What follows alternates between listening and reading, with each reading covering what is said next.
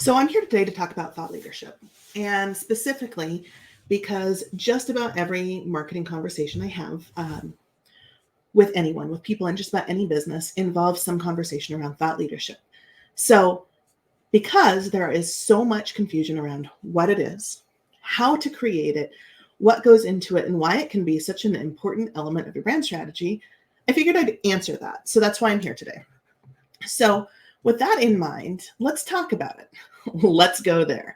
So very first, what is thought leadership? Thought leadership specifically and simply is content or articles that sets you up as an expert and shows your secret sauce or shows your unique perspective on things so that you can really show your approach and why it's different, why it's unique, and why you. And it's true whether you're in a company or you are the company. So let's explore that. So first and foremost, I always like to talk about how there is no secret sauce. So if you're wondering, you just posted about like why there is no secret sauce. So why are you talking about sharing your secret sauce? Because the truth is that when people think of a secret sauce, it's usually methodology based. It's usually about, how the sausage is made, how the recipe comes together, what all of the elements are, what order you do them in, and what your checklists are. The truth is you can look up any of that. You can look it up online. You can watch YouTube. You can watch LinkedIn Lives, Facebook Lives, and you can get a sense of what is involved in creating thought or whatever it is that you do.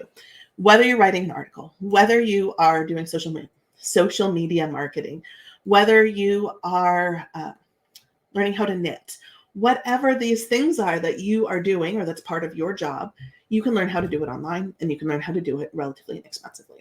So your secret sauce is not your methodology. That might be your process, and that can be a differentiator for sure, but your secret sauce is you. It lies in your brain. It's all the things that allow you to show up. It's all the things that you've learned over time, and now you're using it to do the thing that you're currently doing. I often joke about how my career path looks more like two truths and a lie than it actually looks like it would be someone's like linear path. But the truth is, yes, I have been an assistant manager of a helicopter base. Yes, I have been programs and products manager for a travel company. Yes, I have done a lot of things that have led me to become a copywriter and marketing strategist. And I have taken elements from all of those things that have informed my perspective, my approach, and have allowed me to do what I do very, very well. So that's my secret sauce. Your secret sauce looks different because your path has been considerably different. Your beliefs are considerably different. Your opinions are considerably different. And so a lot of what goes into thought leadership is mining that strategy, mining that personal brand, and mining your company brand as well to figure out what that looks like. So it's hard sometimes. If you're like, wow, I don't know if I could do that. You're not alone. It is very, very difficult for many people to do this on their own. You can look up the how, you can understand the how, but a lot of times you need someone with a unique perspective who can ask you questions and pull on threads. So I'm getting ahead of myself. If I'm talking about what thought leadership is, it's first about defining that unique perspective, and then it's about finding the angle that makes it interesting to the audience that you want to develop expertise and authority with. So what does that look like? How do you use thought leadership content? How do you create thought leadership content in a way that builds credibility and authority? And who should be creating it? And I don't mean who should be creating it for you. So if you want to establish yourself as a leader within your company, you may want to work with leadership and say, hey, this is what I'd like to do. And then you can partner with someone like me to do this. And I've done this with clients before who want to establish that their company is made up of thought leaders, of subject matter experts. Or on the converse side, you may be in the leadership of the company and you want to get more eyes on you. And again, set yourself up as that expert, have content to share that reflects who you are, what you're known for, and what you want to be known for, so that you can control that narrative. And if you're an entrepreneur, it's important. It's important to develop that authority so that people know you for what you do, so people know you for your expertise. Because if you're not talking about this, regardless of who you are, no one is going to know you for it because you're not taking control of that narrative. So we've talked about what it is, who can do it, why do it, but what does that look like? What does that opinion development actually look like? What do these conversations look like? What do they look like with yourself or with other people? So I have, a whole list of things here. For many people, if you're stepping into a role of leadership, it can be challenging to treat yourself as an SME, to treat yourself as someone who knows all the things and is an expert that people should listen to. It's not always about confidence. Sometimes it's about figuring out what to say that hasn't already been said. But I'd argue that you can do this by setting yourself apart, and you can figure out your approach, because no one is going to, first, no one's going to know what you know unless you tell them. But secondly, you never know who the right person is that needs your take on it. Why you? So from a marketing standpoint, whether it's self-marketing, it's really important for getting that personal branding out there. From a AI standpoint, it's more important than ever to inject your perspective and experience and showcase that, because that's the kind of thing that Google with their EEAT is really looking for, or Google with its EEAT and its AI and its algorithms. That's what it's looking for. It's looking for content that shares an experience, imparts knowledge, and is genuinely engaging and interesting for people to read and look through. It's not just reading. It can be articles. It can be social content. Sure.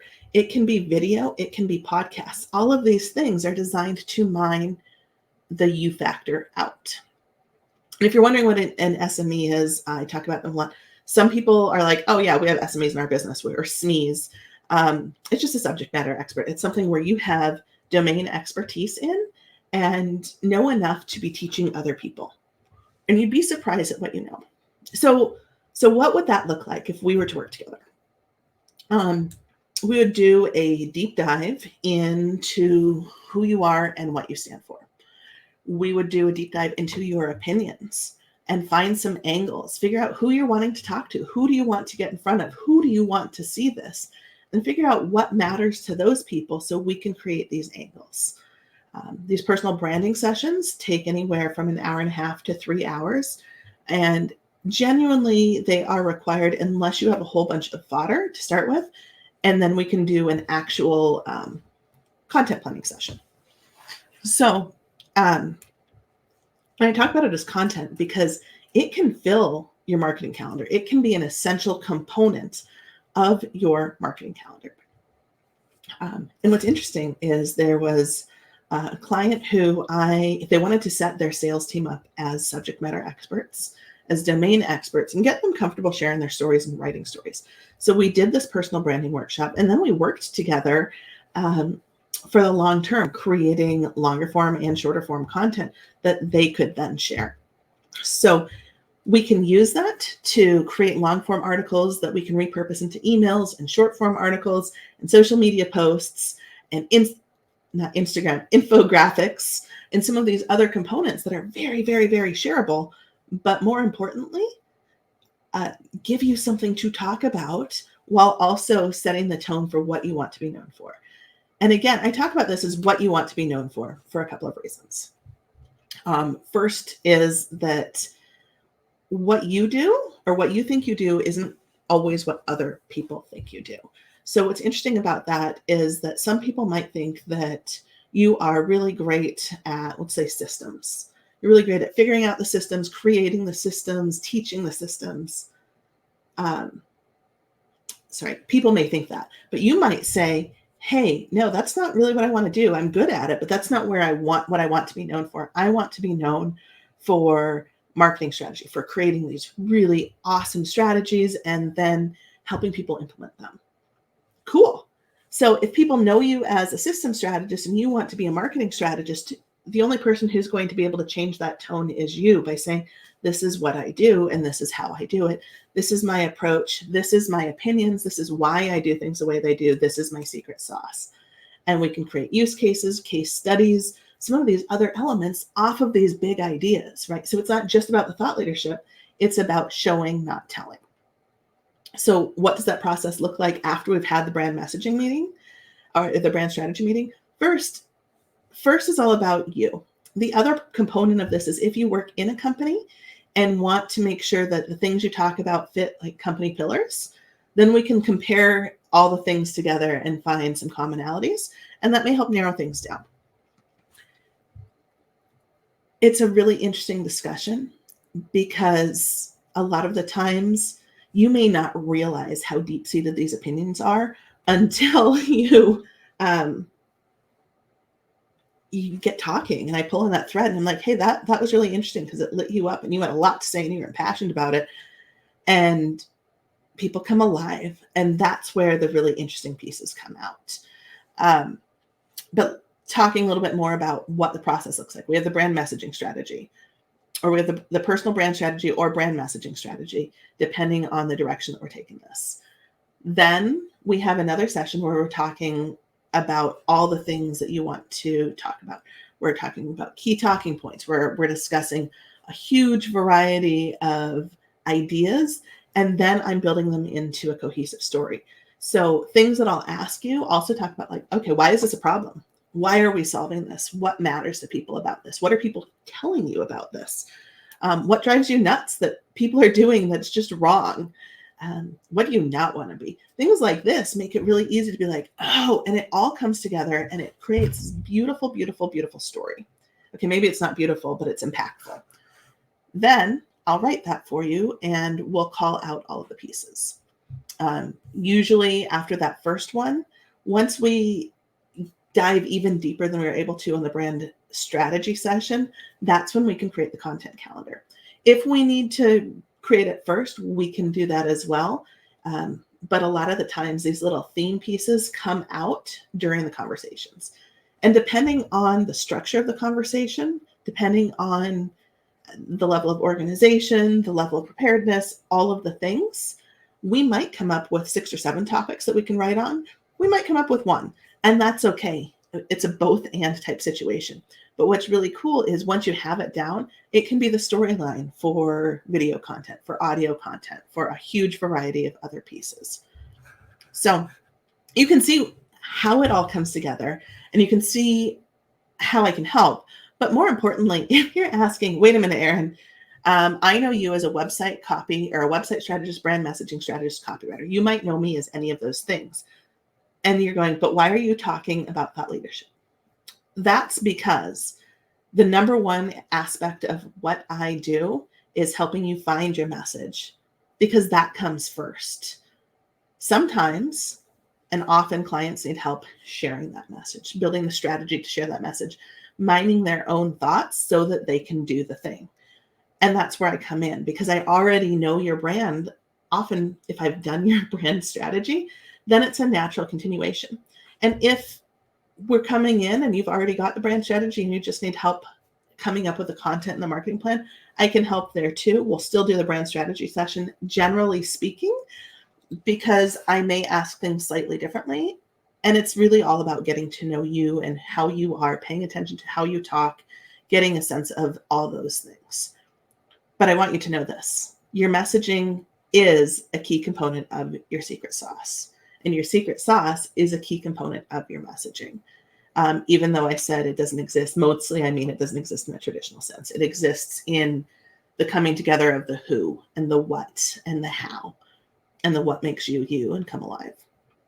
And I would say to anyone who is asking, well, it's a blog, right? That's all thought leadership is. And I would say that it's more. Generally speaking, when I think about blogs, I'm talking about things that are prescriptive, that show you how to do the thing. And that's okay. That's important. It's good to have a blend of those because those drive a lot of SEO. Thought leadership, on the other hand, is prescriptive, or it's not prescriptive, it's descriptive. So it's a show, not tell. It's a, this is how I do things. This is why I do things this way. This is my approach. These are some of the things we've done.